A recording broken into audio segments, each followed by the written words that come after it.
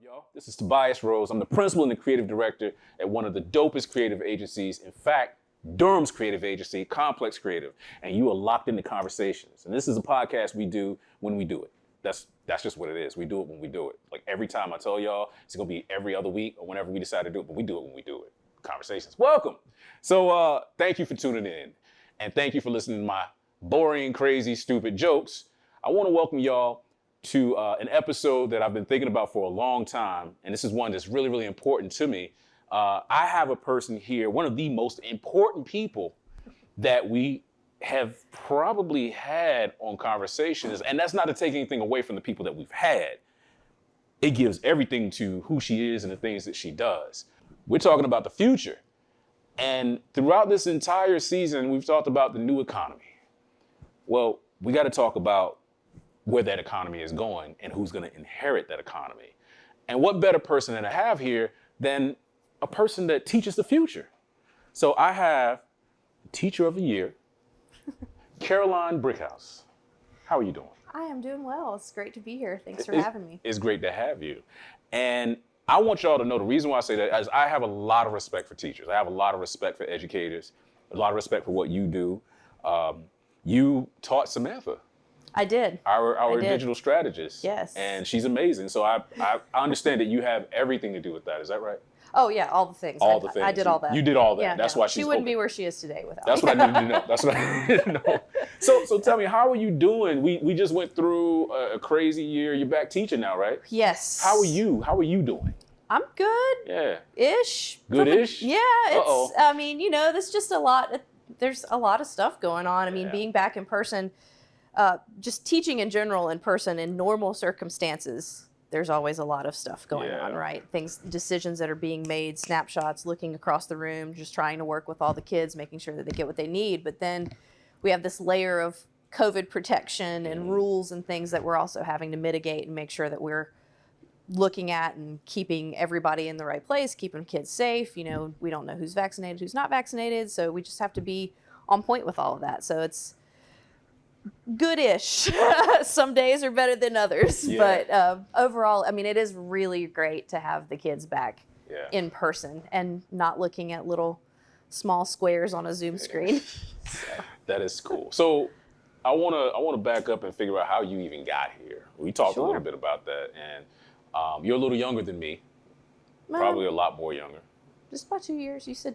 A little younger. All right. I was trying to help you out. Well, I appreciate it. Well, so with that being said, how did you become and why did you become a teacher? So I was raised in a household with a teacher. Okay. She worked all 30 years in the same school building at the same school. And so I've been around education all my life. And it was one of the things that I played frequently growing up, right? So kindergarten, put all my stuffed animals out, playing teacher. So but that's kind of a standard story for a lot of people that get into education. And so the thing that I really like to focus on is the fact that I got into education. I taught for 6 years, sixth grade science at Githens Middle School, which I'm back at. But I took 5 years away because I got to a place after year 6 where I needed to take a break. And I went into education assessment, actually worked for a local company, TE21 Inc., wrote science benchmarks for 3rd through 8th grade. Which was cool, and it was I think the break that I needed, but I found myself kind of longing for that interaction with students and relationship building that goes along with being in the classroom. So that's really what brought me back. So in 2018, 2019, I came back. There was a position open at my old school. So it's like going back home, which was really cool. And so now I've been teaching 7th grade science back at Githens. This is now my 4th year back. So the thing that I really enjoy and appreciate about being in the classroom is being with my students and talking to my students and hearing their thoughts about things. And so it's been really great to be able to be back specifically this year in person. But that's kind of what brought me into education, is just growing up with it and just being in that world from the beginning. Now, did you ever want to do anything else? Because it sounds to me like from kindergarten to now, you knew you wanted to be a teacher, but was there ever like, Yeah. I want to do this, I want to be an astronaut? Yeah, so I had this like really lofty goal when I graduated from high school. Graduated third in my class, thought I was like hot stuff. Wow. That I was going to go into pharmacy school at UNC. And yeah, chemistry just weeded me right on out that dream real quick. It does that to a lot of people. Yes. So I did initially think that I was going to be in pharmacy, and then I thought about clinical laboratory science. And then, I just had a moment my sophomore year where I was like, why am I trying to kid myself? I should be in education, do an education major. So I've always stuck around, I guess, that idea of science, though, too. So I think my most inspirational teacher was my sixth grade science teacher. And that's what kind of got me into that world and wanting to be in middle school specifically. That's something else, because I remember I had a similar path. And so I was just talking to him and joking about how I had to graduate in 6 years from college. And part of the reason why is when I first went in, I was a physics major. Okay. Kind of the same deal. You do good in high school. They're like, you should be a scientist or an engineer. Right. So that's what they told me I should be. And I said, I can make money. That would be cool. And so I did that. And then I was like, I don't know if I want to do physics. Let me just do comp sci, because I don't feel like being in school this long. Program I was in would have had me in school for 5-6 years, ironically. I don't want to be in school that long. Let me switch my major to computer science. Computer science, I get in there.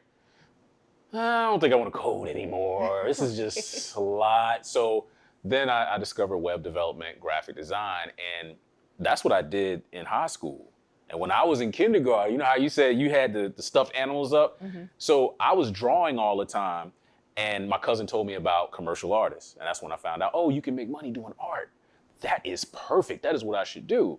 And I got off track, and I got back on track in college. And then I started following my dream. And that's where we are now. So it's interesting because I had that same awakening when I was in college. Like, let me just go back to my heart. Right. And got back to it and loving it and happy. So it's great to hear that. Yeah.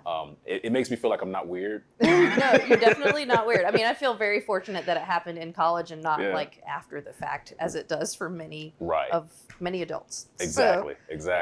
So tell me a bit about because we were talking about this before we got on, but tell me a bit about why you decided to teach middle school, junior high students. And is that something you just kind of fell into, or is it like a choice? Well, so it's funny. So my bachelor's degree is in elementary education, and I student taught in a second grade classroom.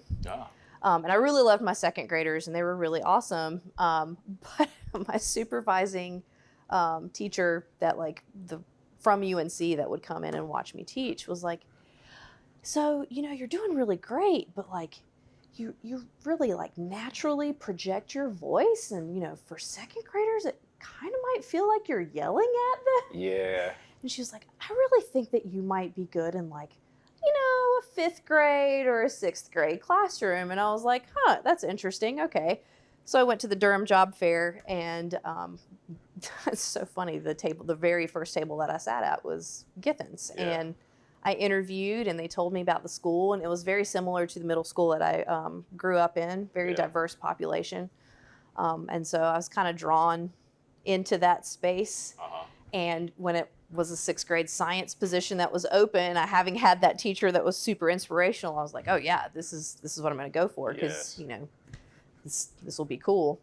And then deciding to come back, because now I have a master's degree as well in kindergarten through ninth grade science education. So I kind of can go a little more out there than just with an elementary ed degree. But I decided to come back to middle school because they're super entertaining. They're really thoughtful. Wow. There's so much going on in a middle schooler's life, and just being able to be there and support them and hear what they have to say, and also, honestly, just laugh a little bit at what all they think is the crazy stuff. Yeah. That's amazing. So puberty. Yeah, exactly. Puberty. Yeah, it's awkward and it's awesome all at the same time. So. Awkward and awesome. That's like me from year 9 until year 19, maybe. No, right. Yeah. 29. Let me just not stop fooling myself. So you got into a groove. Mm-hmm. You're teaching. Sure. You back in 2019. That's when you went back, right? 2018, 2019 school year, All right, yeah. 2018, 2019 school year. You're back in. You're doing your thing. This is what I love. Yep. Back teaching the students. Yes. All right. 2019, 2020 school year happens. Yeah. January, February, and then March. Mm-hmm. Tell me about your March. I refer to that group of students as the group that got away. It was such a bummer to not get to finish out the school year with them. But I actually just wrote and turned in my portfolio to compete for State Teacher of the Year. Come on now. That's what I'm talking about. One of the things that they asked about was like a lesson or something that I felt was like really impactful for my students. And literally, I think it was like maybe 2 days before they announced that we were getting out. And we were going to be out for 2 weeks, which as soon as the call was made, I was like, no, we're not going to be out for 2 weeks. We're good. We won't see these kids again. But I taught a lesson and talked about what they were seeing in the media about COVID at that time, and pulled all of the relevant data that had been, compiled by the CDC and everything. Yeah.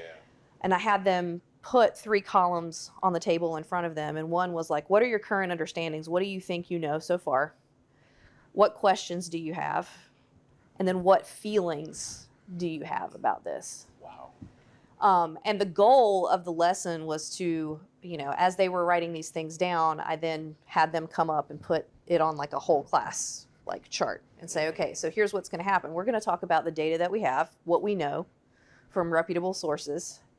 And then we're going to see if we can move some of these things from questions and current understandings so that we can debunk some of these things that we're hearing that aren't true, and hopefully start to maybe assuage some of the fears that you're having about what's going on. Because the kids were super nervous, super scared. Did you say about assuage? What they were hearing you at said the time. Assuage I did not say assuage. Because I heard it and I was just like, I didn't know what that word meant until I was in my 20s. So. Calm your fears. Well, I know that. I know that now. But if I was like, 7th grade, I'm like, what is an assuage? What's an assuage? I definitely did not use that word with the kids. Immediately, I start panicking. I don't know that word. So. Yeah. So it was cool. So, I had them kind of start out in small groups and talk about it amongst themselves. And then we shared it out as a whole class. And then we looked at relevant news clip from ABC News at the time. And we actually looked at the news clip from not just an informational standpoint, but a critical standpoint. I was like, hey, I want you to look at this and see, like, what color is the text that they're using when they're talking about this? What images are they using? What are they emphasizing? How does the person sound and what are they talking about?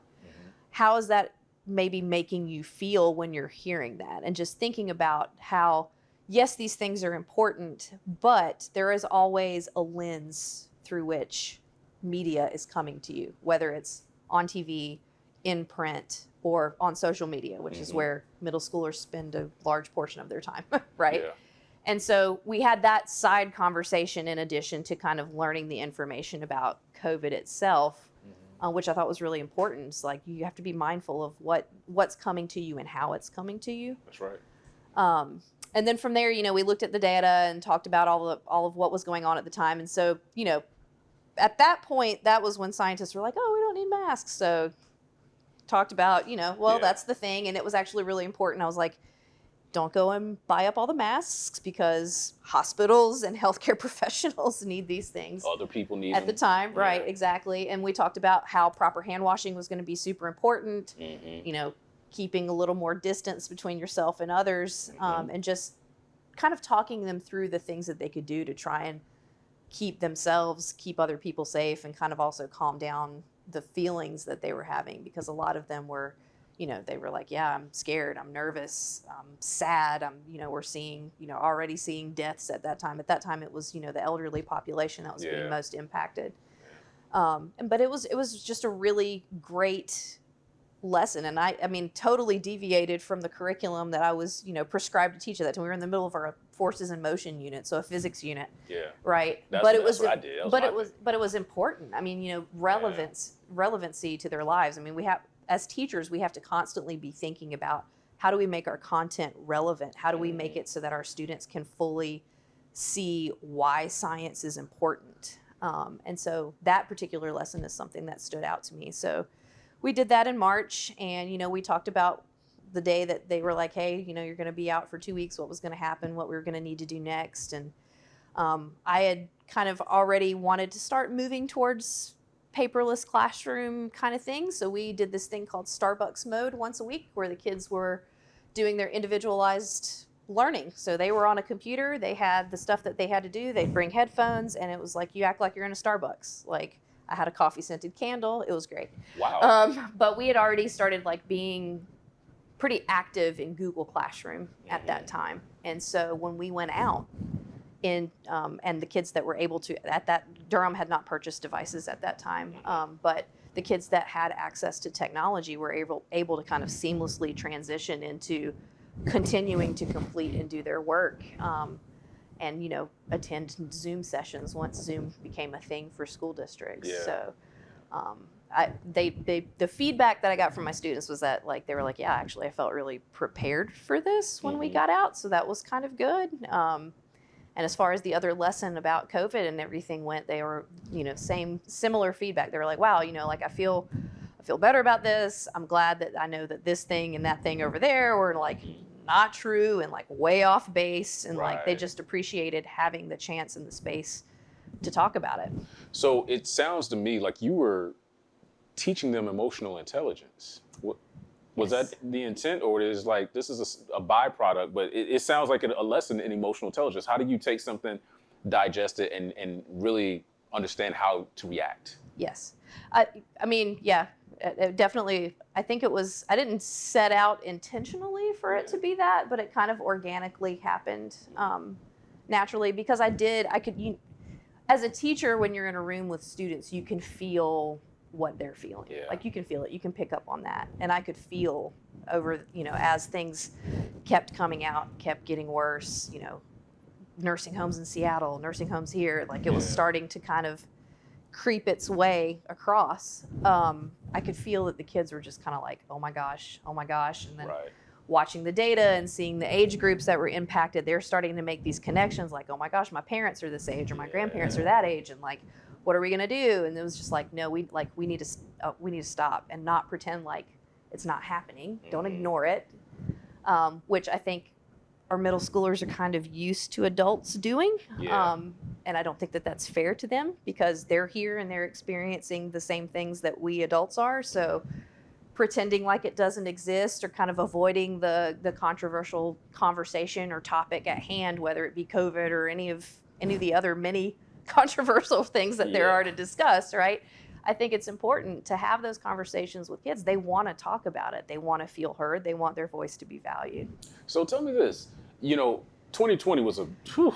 Yep. Yeah, that's what it was. That was perfect sound. That's what it was. You know, in May, George Floyd, that happened. I remember waking up and I heard the whole "I can't breathe," and I said, "Is this an old video? Oh, this happened again?" So that was May, and y'all had all finished school by that time. Yes. But I assume, and tell me if I'm off base here, in August you still had some of those things to deal with. Sure. How did the students manage with that? That's super complex. How did they manage with all these things happening? You've got a pandemic. You've got what some people refer to as a racial reckoning happening. Right. But you know, you're there with the students, and at that point, you're still in a virtual environment, right? Yes, everything was virtual from August through April of last year. Was there anything that you had to manage as a teacher, or any things that kind of stick out to you in that virtual environment, in this environment, this environment we're all in, but also trying to handle that in a virtual format? That did not make very many appearances as a science teacher. I know that my colleagues who teach social studies, wow. Yeah, they definitely, I mean, they pursued the topic purposefully, obviously, because it was important, and it was something that needed to be talked about. Yeah. It's a study that we should. It's a social thing that we need to study. Oh yeah, for sure. But you know, we definitely like talked about things that are within our circle of control, and like what can we actually have some sort of like control over in all of this craziness with this police brutality that's going on, that's always been going on. It's just now really, really out there, right?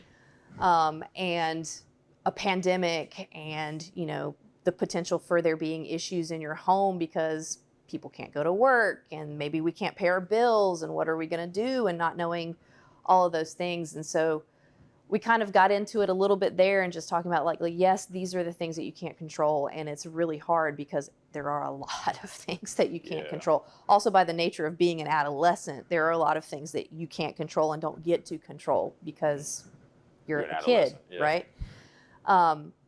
And then kind of saying, well, how do we recenter our focus to say, like, what are the things that I can be in control of right now? I can be in control of getting on my computer and going to class. I can be in control of trying to do work.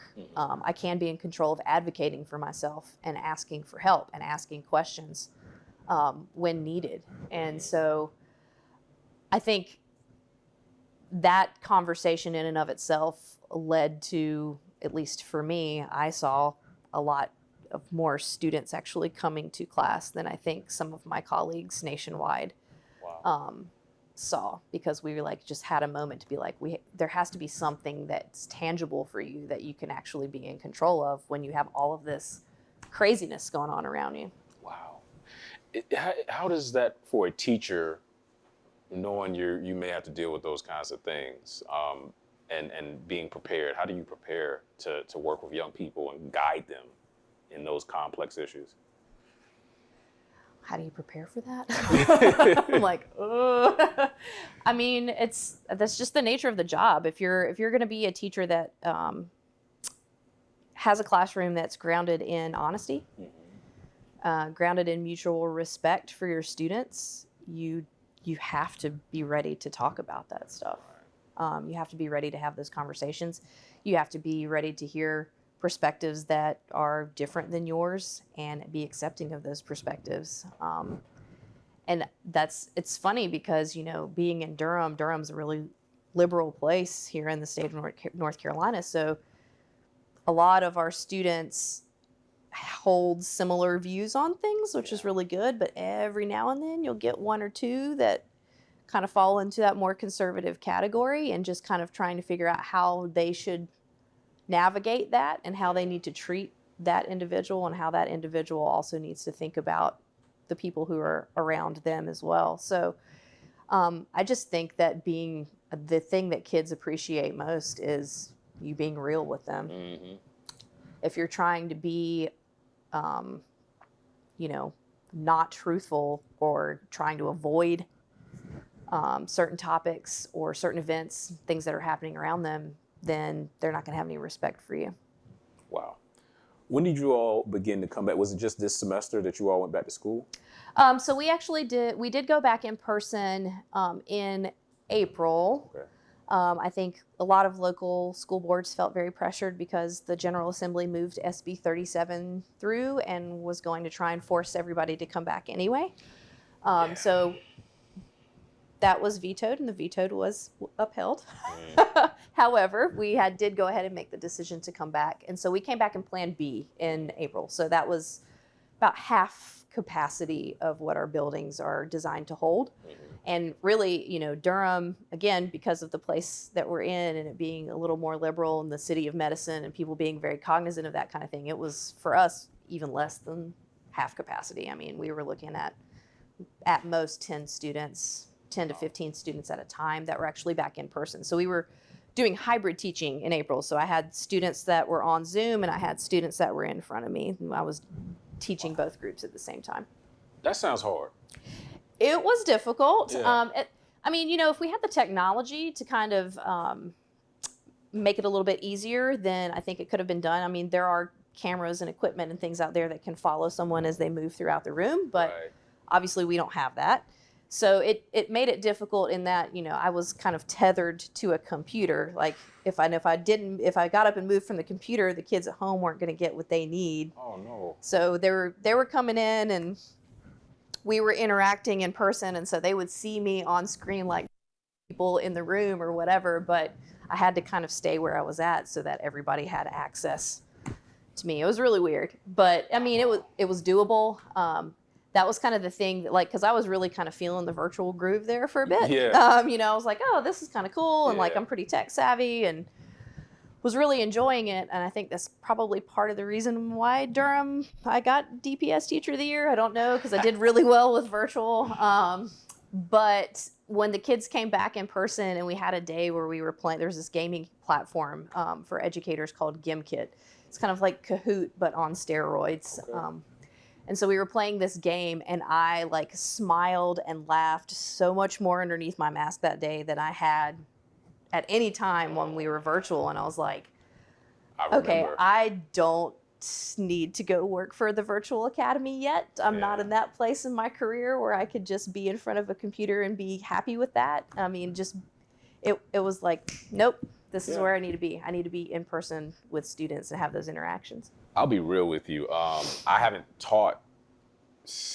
I didn't teach this semester. I didn't teach. I usually teach the spring semester. I didn't teach last year. Mm-hmm. This year, when I was supposed to go back, I told them flat out, I'm scared. I don't, because at UNC, they wanted us to teach at the top of the semester in person. Right. And so I just couldn't see myself doing it. But the thing about that, the other thing about it is it just wasn't attractive because I like to teach and walk around. Right. So I can't talk to my students and stay in one place and try to give them the things. I like walking around, engaging with them. And also it gives me an opportunity to kind of just check in on while I'm talking to figure out, are they paying attention? Right. So I'm talking and still watching at the same time. Are you listening? And then sometimes, doing different things. I don't know if you guys do this, but sometimes I'll have different vocal inflections when I'm speaking to the students just to get them to pay attention. Mm-hmm. Oh, yeah. And you can't do that in virtual. No. No, I can't tell you how many times I would like pop a kid over to a breakout room because again, all I'm seeing is just a little rectangle with their name in it. They don't have their camera turned on, which excuse me, I tried not to be too much of a stickler about because we were in their homes, right? But just where I would just call their name over and over again, and I would sing to them, be like, "Hey, what are you doing?" Just to see if they would answer, and they weren't there. They're not there. They were not there at all. So I definitely appreciate being able to be like, yes. What are you doing? Yep. What's going on? Are you paying attention? Did you hear what I said? Mm-hmm. Well, then that way, when someone's not doing well, you can kind of attribute that to, okay, you're not paying attention in class. Right. Or you're doing this thing. So now when you sit down and talk to them, you can say, hey, when we're in class and I'm teaching, you have, these are my situations. You have your laptop open and you're talking to your friends. Mm-hmm. You're not engaging. You're not taking notes. So that's why you're not doing well on these exams. Right. And so I think for me in a virtual environment, just, from my vantage point in my type of education, I have a lot of respect for you in doing it and being able to do it. So thank you so much. Oh, yeah. Yeah. So you talked about Google Classroom and you were already preparing your students. Once you all came back and you were in that hybrid environment, did you take any of the things that you were kind of prepping them for and integrating them in kind of this new process now that you all are back in the school? Or was this new because now we're using Zoom and we have these things that the school has given and they're trying to catch up to what you were doing already? Well, so we all got, so our principal that we had at the time was very proactive. So in the spring of 2020, when we did not have all of our kids with access to a device, we did not have to be on Zoom every single day. Right. So the days that we were not holding office hours or meeting with kids, we were working on getting certified in Google Classroom. Oh. And then the district decided when we came back in August of 2020 for virtual that we were going to use Canvas, which is a completely different platform. So I had to learn that and kind of switch over into that platform. But that platform actually is really great. It's a lot more robust, has a lot more capabilities. So I'm actually kind of glad. Initially, I was like, are you kidding me? But now I'm kind of like, oh, yeah, no, Canvas is the way to go. So listen, everything is better than Sakai. That's all I got to say. You probably know about Sakai from UNC. That was the UNC thing, right? Yeah, it's the UNC thing. Well, it was Blackboard when I was there, if that tells you. So, and then Blackboard, Yeah. So yeah, we moved to Canvas and kind of transitioned into that. And then when we were back in hybrid, because of being tethered to the computer and teaching the two groups at the same time, everything kind of kept going as if everyone were still virtual, even though there were students in front of me. It's just that the students in front of me had real-time access for me to walk over and assist them with something if they were having some difficulty navigating or finding something. Do you, and this may be too much because I know that we got different laws and stuff like that, but do you know if there is any kind of difference between the students in terms of performance, the students that are there in person versus the ones that are taking the classes virtual? Do you see any performance differences? I didn't see any specific differences that stood out to me at that time, no. Very interesting, very interesting. I mean, how students performed virtually, honestly, I did take a look at fully in person to fully virtual, and the discrepancies were not as wide as I thought they would be, and it's definitely not as wide as everyone wants to make it out to be. We can get into the conversation about learning loss and how I don't think that's a real term if you want here in a few minutes. But, well, that's what I'm kind of in there now because I'm thinking about how people will. I think about myself, and I remember not having the internet. I remember a time where we didn't have that. Right. You know, I remember a time where we didn't have cell phones. Me too. So, didn't get mine until I was 18. I didn't get a cell phone until I think I was 21. All right. Well, I think I was around 21 when I got my cell phone. But with all that being said, I wonder if it has anything to do with them having technology all their lives. You know, we didn't grow up with all that. So I feel like if it were me, I would not be responsible in front of, at that age, no, I wouldn't be responsible in front of the computer. But because they have it and they've always had it, is that playing a role in their responsibility, you think? I think for some kids, yes, but I also think that those of us that are in the millennial generation and up assume that they have this knowledge of technology that they don't actually have. So they have a working knowledge of how to do things on a screen and on a smartphone, but it really did take a lot of coaching and a lot of effort to talk about how to navigate through Canvas and what to do and where to go, how to put, I mean, just knowing what a web address bar is and understanding how to enter things into that. So like the actual executive functioning skills that go along with using a piece of technology was something that had to be taught, and they learned that and they adapted to it, I think, probably more quickly than those of us that were raised without that technology would have. I mean, there were definitely teachers in the building who were on the struggle bus when it came to figuring out Canvas and how to do all of this stuff virtually, understandably so, because they don't fall into that age bracket of, you know, having that ready access to technology and knowing how to use those tools. Right. But our students, I mean, you know, what are they, Gen Z now, right? So Gen Z still has to be taught like the actual. Is that Gen Z? Yeah, I think so. The middle school? I don't, I think they are, because I feel like my daughter's in Gen Alpha. She's 3.5. I don't know. Oh, that's Gen, okay. So I have no idea. We were just talking about this the other night. My friend, I've got a friend that's got a son 15, and we were talking, and I was trying to figure, you know, we were just talking like, is he Gen Alpha?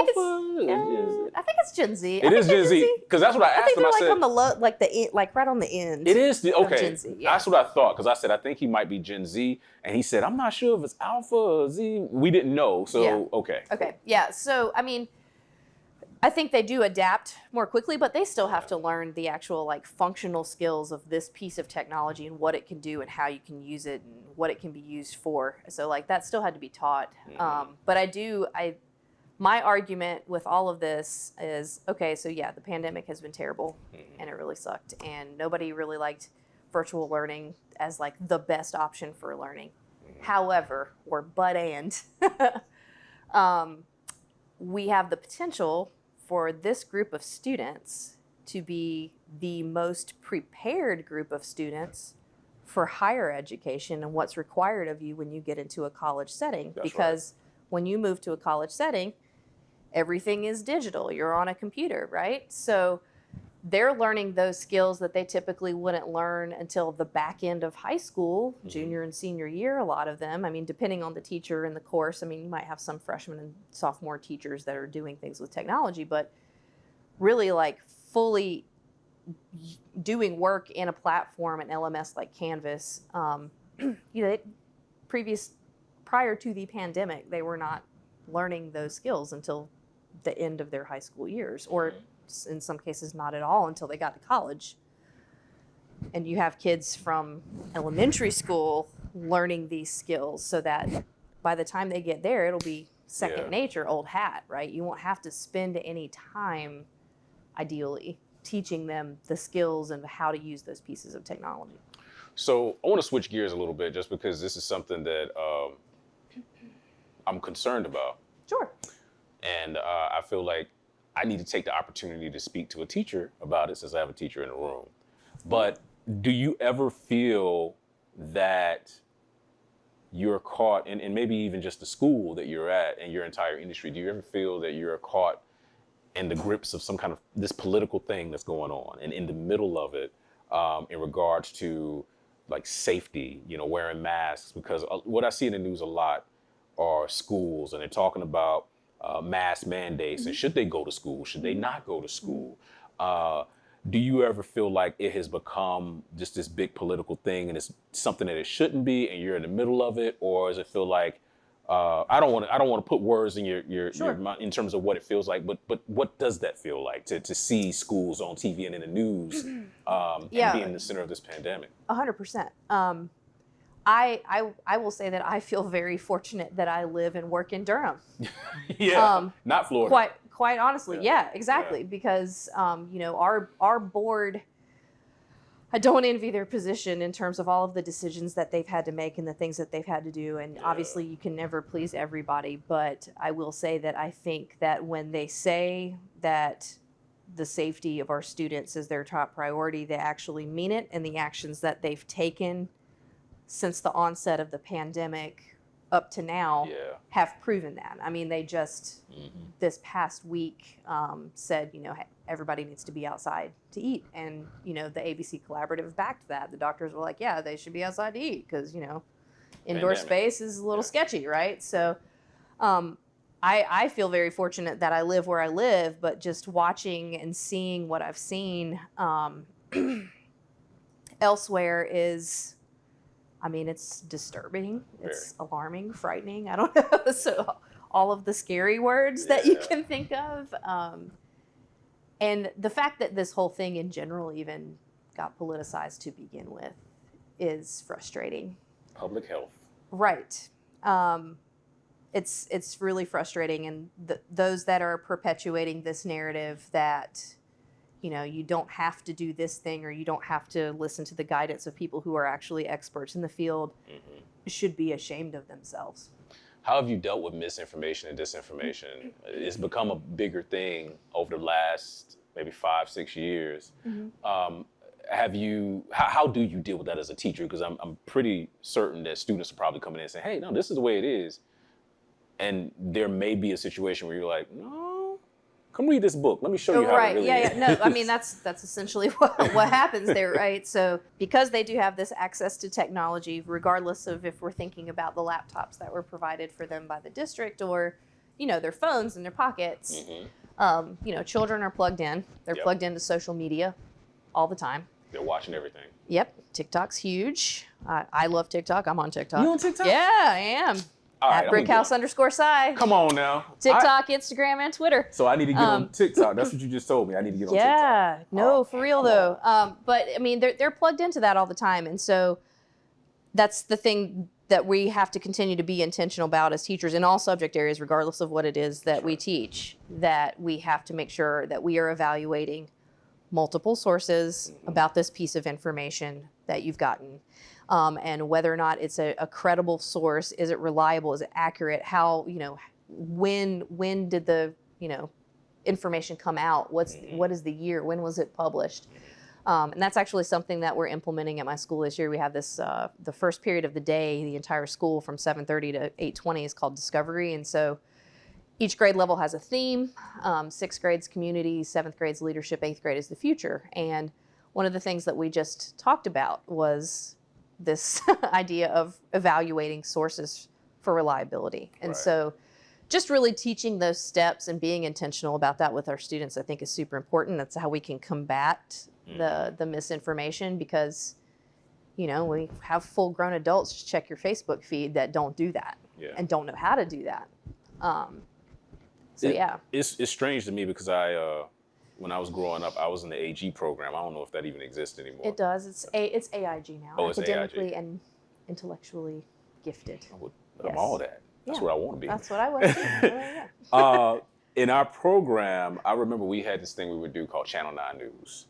Y'all did that too? Yeah, they had Bobcat News. Yeah, Y'all had Bobcat News? Okay. Yeah. So we had back home Channel 9 News, and when Channel 9 News, when it was time to do that, it was like, oh, word? Like everybody was ready. Like, yeah, I've been watching news all week. I'm gonna get all this stuff.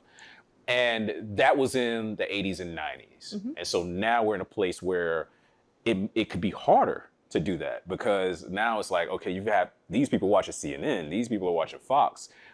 It's not as, it feels like it's not as local as it was back then. Right. You know, and because you have that, you have a whole bunch of different types of news with different sources. Right. How does that affect the information flow, so to speak? How does that affect you in doing your job? I would just have students. I mean, it doesn't really change much of anything. You have a bunch of students coming in with their own perspectives and backgrounds and experiences anyway. So it doesn't really make anything that much different. But, you know, we have to talk about like why it's important to say, okay, here's the thing that happened. Let's look here, here, here, and here, and see if we can draw out what the actual facts are in the middle, which is, it's a great skill to have. It's frustrating, honestly, that we have to do that. I mean, it's frustrating that news media has gotten to a place where they have to be so concerned about ratings in order to stay on the air that they cannot be fully accurate with the information that's being presented.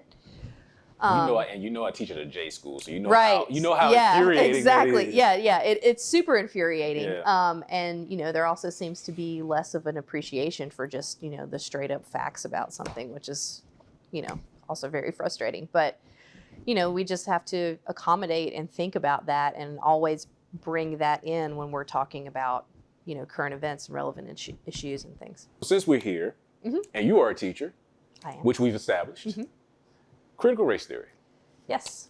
This may be a quick answer, but how much do you teach about critical race theory throughout the year? Not at all. That's what I thought. Yeah. Okay, so Zero. that's why I said this was probably going to be real quick. I just wanted to check on that. Yes, that's not a prescribed curriculum that we have to teach. The only place that I've ever heard of that being something that you really learn is in a law school. Yes. You know. Yeah. So exactly. It's fascinating to see this become news. So I just wanted to find that out. We can keep that moving. Okay. So you've done a lot with Canvas. That's the name of that LMS, right? Yes. So you've worked with Canvas. You've done some with Google. But I wish I could say, as we come out of this pandemic, I wish I could say that. Right. But we're not. Right. And I don't know when it's going to happen.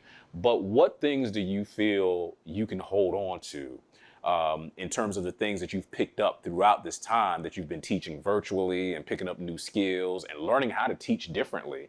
What do you feel you're going to hold on to? And not even just you, but teachers in general. What are they taking with them into this new world? What's going to be different and not going to go back to the way that it was? That's great. There are so many things. We're on a cusp of being at a crossroads of making a decision in education about whether or not we're going to go back to doing school as it was traditionally done all these years prior to the pandemic, which, by the way, hasn't changed since about the 1950s. Yeah. Oh, I was going to say, I thought it was older than that. Yeah. Or innovating and doing something different. For me, this idea of personalized education and making sure that all of the students are really getting what they need in the environment in which they need to get it in, I think is a really interesting and complex thing to think about. I appreciate the technology because there are so many more things that I'm able to do with having that device in the hand of every student that I was not able to do in the classroom. Being able to allow students to access content and work at their own pace and it be okay that some kids be a week ahead and other kids be, you know, just where they are, or even a week behind if they have to be because they're processing and synthesizing the information at their own pace. I think is an interesting concept and something that I want to continue to bring forward into the future. I mean, I really just want to be a paperless classroom also for environmental things, right? Like It's good for the environment. Hashtag climate change. So which doesn't exist based off of what some people nope, say, that's true too. However, yeah, I mean, like the technology piece, there's just all these really great tools out there. I mean, I just learned about one this year, actually. My students, and I'm going to take this term from Juliana Uturbe, who is the former National Teacher of the Year. I had the opportunity to actually do an interview with her a couple weeks back. She calls our students that are typically referred to as English language learners as linguistically diverse. And I love that. I love that because that's true. Damn.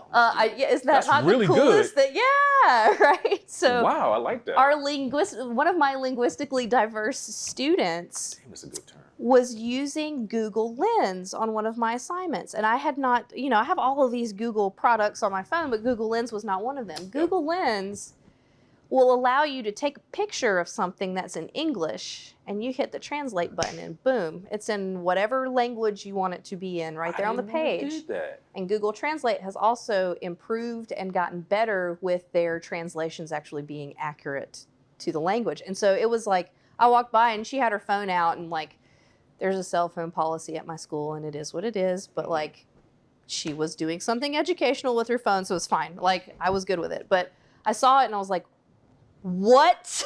No, that is the coolest thing I've ever, because, Google Translate's there. They could copy and paste and do that whole thing. But I was like, they just take a picture and it's like, boom, right there on the screen, translated for them. It was so awesome. So like, there's stuff like that. There's a tool that I use that's called Mote that allows me to record my voice and put those voice recordings into slides so that students who have IEPs that require read aloud, that need to hear that auditory sound in order to better process information, can have that access. And there's just a lot of things that as a science teacher we don't typically get an inclusion teacher in our room for students with IEPs, so we're having to differentiate for all of these students with all of these different needs that I can easily and readily incorporate because we have this technology available to us. So I'm really looking forward to that. And then the other thing that I would say moving forward that we need to continue to be bringing into education, really put our money where our mouth is. Mm-hmm. And you heard this term a lot last year, was social and emotional learning. Mm-hmm.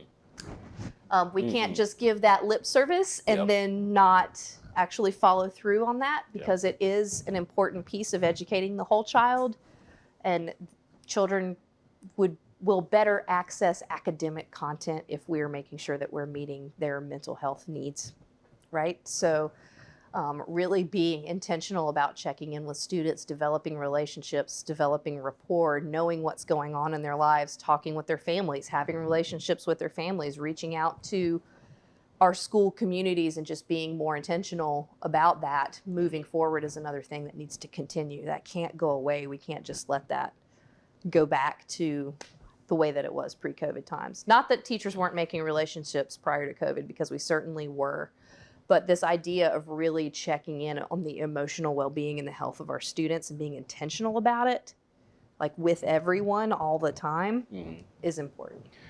We didn't have that when I was growing up. No. And it's amazing to hear that the younger generation is so in tune in their mental health. They are.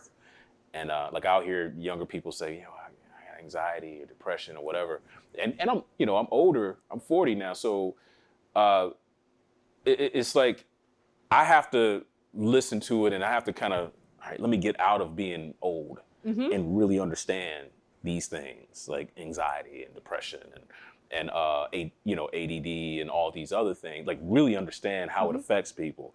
And I think for me, in doing that work, it made me realize that I had anxiety. Right. Yeah. So I found out that I had some of those things, but we just didn't have the emotional or social intelligence back then. No, we didn't. And it makes me think like, man, what if I had known that when I was in high school?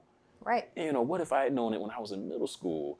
But it's just great to hear that teachers are trying to kind of recognize those things and develop relationships with students so that they can help them through those things better. Yeah. When I grew up, it was all about Ritalin. So, right. Yeah. It was like, such and such, let's go take their medicine. So they're taking their medicine, they come back in, they're like this the whole time, just. Yeah, the just destigmatizing of therapy just over the past decade has been, I think, wonderful. Yeah. So thank you so much. I feel like I have so many more questions, but I was like, I feel like if I keep going, this is going to turn into a 2-hour thing. Like I want to just sit here and keep plugging away, because you've got so many things, so many experiences that you've had.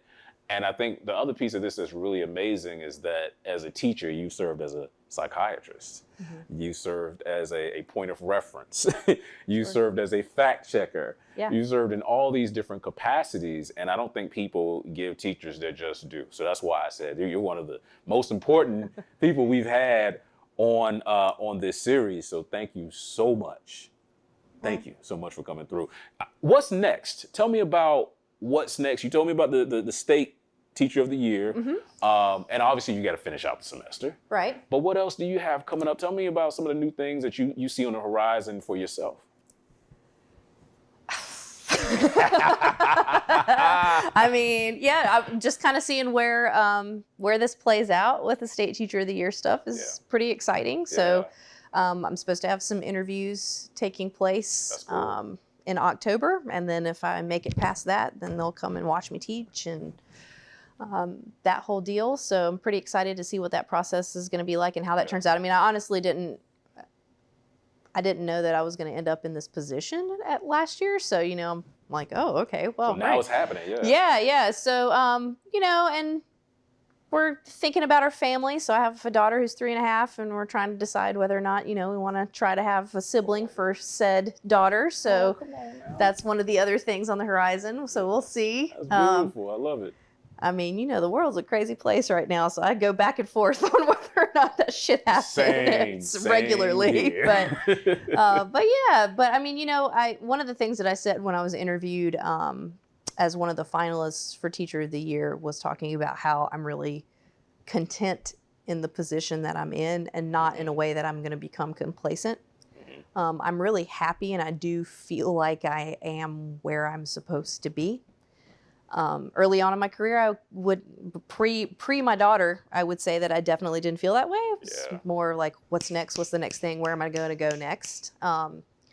And there are a lot of people encourage. My principal's one of them. He's like, oh, go get your PhD. You're so smart. You should do this. Or get your MSA. Go be a school administrator. And I'm like, it sounds cool, but I'm good where I'm at right now. So, just going in every day and being with my kids and learning from them just as much as they learn from me.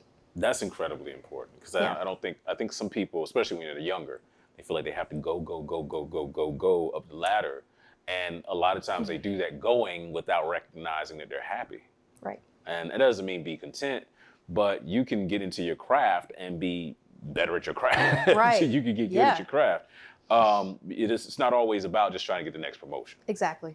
Some people were made to be principals, and that's what they're good at. Yeah. They may not be good teachers. They may be okay teachers, but great principals. Right. And then you have people and I know one right now, I'm thinking of a person, great teacher, horrible administrator. Right. That happens. So you know where you are, you know who you are. That is why you were Teacher of the Year. And you look like the coolest teacher I've ever seen. Oh, cool! Thanks. Yeah, glasses and like you. I mean, I dressed up a little extra special. Oh, okay. I was gonna say, if this is how you rock at school, I'm like, man, this is why she's the cool teacher. But again, Caroline, thank you so much for coming by. Sure. Hopefully we'll be talking again when you're State Teacher of the Year. We'll see. And if not, we will be talking again. We're going to totally keep in touch and keep chopping it up. I'm pretty sure there's going to be some other stuff coming down. Yeah. And we'll probably need to do a follow-up once the pandemic is over. Oh, yeah. In 15 years. Right. Let's hope I'm kidding. It's not going to, I hope. Please don't let that happen. But anyway, again, thank you so much. Thanks for having me. And if you guys are interested in having your kids attend one of her classes, you will need to get them into Sherwood Githens Middle School. And that's the place to be. Hope and pray. Yeah, that too. And that too. But anyway, y'all, thank you so much for coming out and hanging out with us. Thank you for checking on us. Thank you for checking in on Konversations. Like I said, we don't do this often, and I've joked throughout the entire season about us not doing this often. But the truth is, when we do it, it's a blessing. We have some of the most amazing people coming in. Some of them are friends of mine. Some of them are new friends of mine. And just to sit down and talk to them about the things that they've gone throughout this year, it's been insightful. It's been something that I needed to see, and I'm hoping it's something that helped you out. So, this is the new economy. This is Konversations. Thank you for tuning in, and I'm hoping I'm going to see you next season, whenever that might be. It might be in 10 years, 15 years, might be tomorrow. I don't know. We're going to figure it out. But again, like, follow, share, comment, subscribe, and I'm going to see you next time. I'll let you later.